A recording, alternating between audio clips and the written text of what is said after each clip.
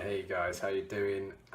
Video today on a question I received about knee pain and what might be going on.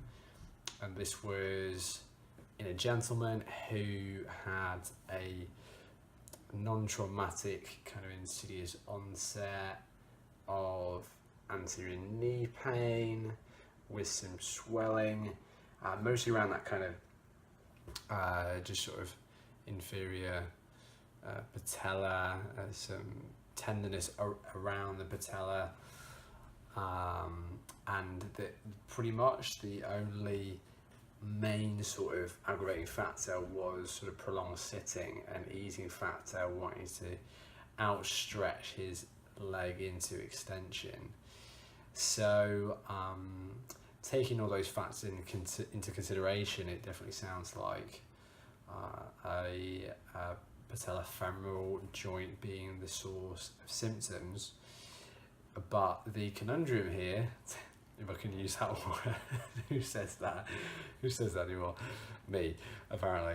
So what was a little bit bizarre was that this guy was into his gym training, did a lot of deep squatting, that kind of stuff, movements with typically with a substantial amount of patellofemoral joint reaction force that you would be expecting theoretically to be painful, but that wasn't the case. So a bit of a mystery, but however, I think just because, and this is unfortunately the case, is that presentations don't always fit the perfect picture. In fact, in my experience, they rarely do. It's great when it kind of like, yeah, this is exactly textbook presentation, but that's not always the case. And I think if given the certain things that are popping up in the history that are all kind of like linking back to, yeah, that seems patellofemoral, that seems patellofemoral, and there's one thing that sort of almost throws you off, you need to kind of abandon that whole idea just because there's kind of one anomaly, it doesn't quite fit a perfect picture. And obviously that's why you have your objective examination to kind of go into more detail and prove or disprove your hypothesis. Anyway, a couple of thoughts on why this might be the case, and I think the first thing is that your kneecap when you're sitting down is constantly articulating or in contact with the undersurface, or that trochlear kind of groove when you're sitting down. So you could think of that as like a constant stressor versus an intermittent stress when you're doing a squat, because yes, you're passing through. So in the typical sitting posture, you're at that 90-degree angle. So a certain portion in particular of the kneecap or the undersurface of the patella will be in contact, that kind of superior facet, and yes, you are passing through that point as you deep squat, but you're not pulling in for a pit stop, you're just passing intermittently through that point. So it's an intermittent stress versus a kind of low load, prolonged, long duration stress. The second thing, a differing factor, is that when you're squatting, is that you're quads are active, and when you're sitting down, they're relaxed.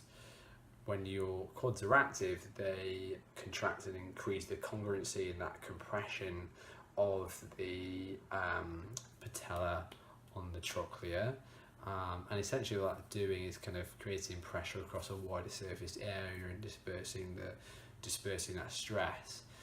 And as we know, like, pressure is going to increase proportional to that, or inversely proportional, I should say, to that surface area. So the bigger the surface area, the wider the load that is spread across, the less pressure, versus the smaller that surface area, the more focal a point it is, the more pressure you're going to have.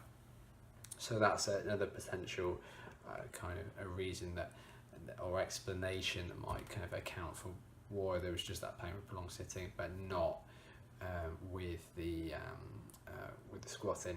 I myself have had patellofemoral issues, and so I can actually draw on personal experience that I had the kind of typical moviegoer's knee. I didn't have pain deep squatting.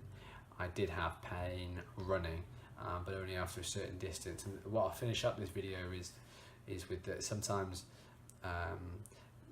tissues, joints become symptomatic, but it's dose dependent, as in some people won't, unless they're highly irritable, won't get pain immediately, but it takes a certain amount of reps, a certain amount of load, specific types of load, that kind of stuff. And indeed, if they're kind of athletic and they're quite resilient to certain things, sometimes, and in this case, I mean, I haven't seen this guy myself personally. It was somebody, it was a friend of someone, so they were talking to me about. Sometimes it's glaringly obvious that there's kind of that biomechanical dysfunction that makes sense with that kind of diagnosis, but sometimes it's not necessarily that obvious a picture. Anyway, I hope that helps you out. It was nice for me to kind of reflect on that, and hopefully we can get this going and see what's going on.